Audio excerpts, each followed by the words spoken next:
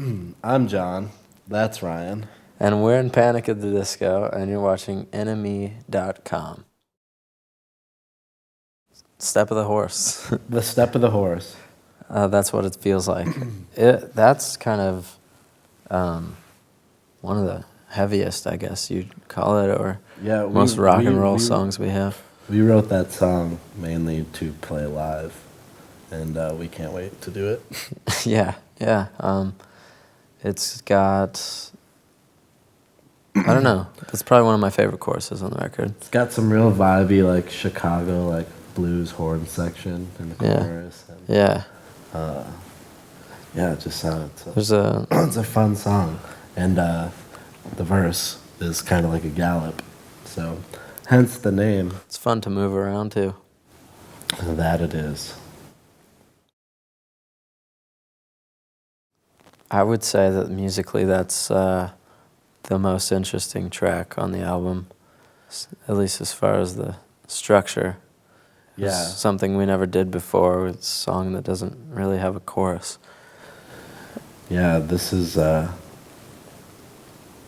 we definitely wrote this song for us. Yeah, I don't know, it was two separate ideas, and two separate ideas that were written in the same night, kind of. Pretty much at this, yeah.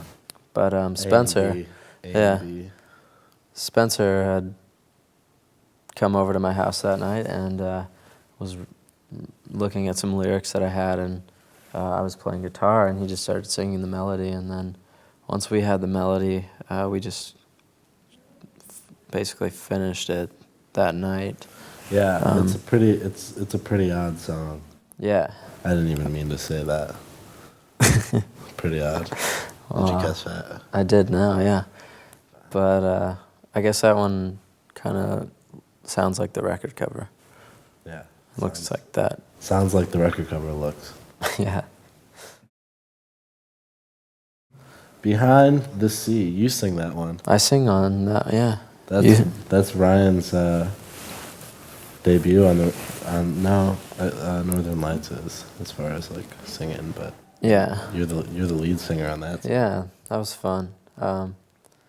We tried to work on that song for a long time, and we never got anything. Yeah, we had like 3 different acoustic versions of it. Yeah, and it was like one of the last songs that we wrote for the record.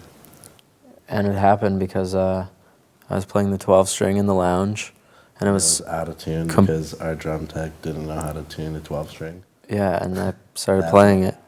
Yeah, thanks, Basil. And I just started playing this part, and I was just looking at the words I'd had for the idea, and we wrote the chorus actually first the night before, I think, or was it after? I don't know. But either way, it was 2 separate kind of ideas again that we kind of matched up and made it work. Fuckin Around is another one of Brendan's ditties. Spencer came up, we all came up with the idea of the name like about 1.5 years ago. Yeah, I don't know. Just about like wanting to, and then we later found out that it was already used in Mighty Wind, that movie. Yeah, but we still used it anyway. We still used it, so I hope they don't get mad. It's just kind of an ironic folk song that Brennan wrote the lyrics to, and they're completely. What is the first line? Exaggerated. Exaggerated. Yeah. Yes. There it is. And there's a mean fiddle on that song, and also some interesting blues guitar. Yeah. So I like that one a lot still. She Had the World. That was one of the ones that kind of we started to work on, then we didn't, and then I picked it up a month or so later and changed the melodies around, but the chorus always remained the same. And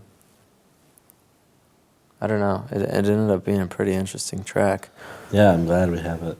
We put harpsichord on it, and once we had that, then we thought we should put some orchestration, and it kind of just sounds like something out of a Shakespeare play now. Yeah, if you guys are interested into what the first batch of songs we wrote, that's probably the closest to what. Yeah, yeah.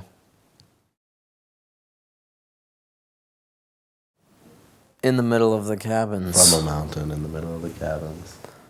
Yep. It's a fun name.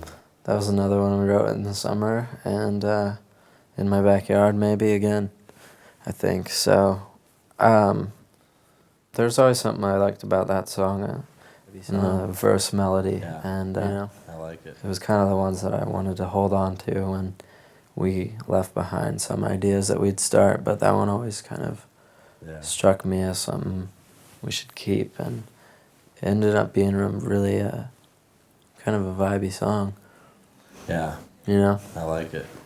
The strings, and kind of reminds me of like something you'd hear in Kansas. Yeah, it sounds like the end of our record. Yeah.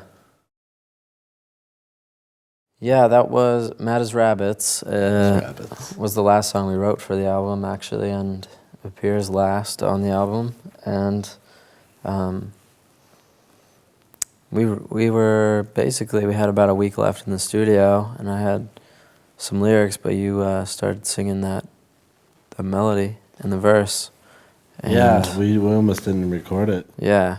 We had like, it was had a different feel to it, and we were just in the studio and trying to figure out what song we wanted to record next, and we just started messing with that, and I picked up a guitar and Brendan picked up the bass, and we ended up writing the song, and that's how I played guitar on that song. Yeah. Brendan plays bass, so. And our friend Eric played that Mean Wurlitzer. Eric played Wurlitzer. So It's a fun song. It's just listen to it. it's got, I don't know, probably the best ending for the record. Yeah. So that's why it's there. Still one of my favorites. All right, so that was the track-by-track breakdown of Pretty Odd, which is going to be in stores on March 24th in the United Kingdom and March 25th in the United States. There you go. So we hope you listen to it, and we'll see you soon.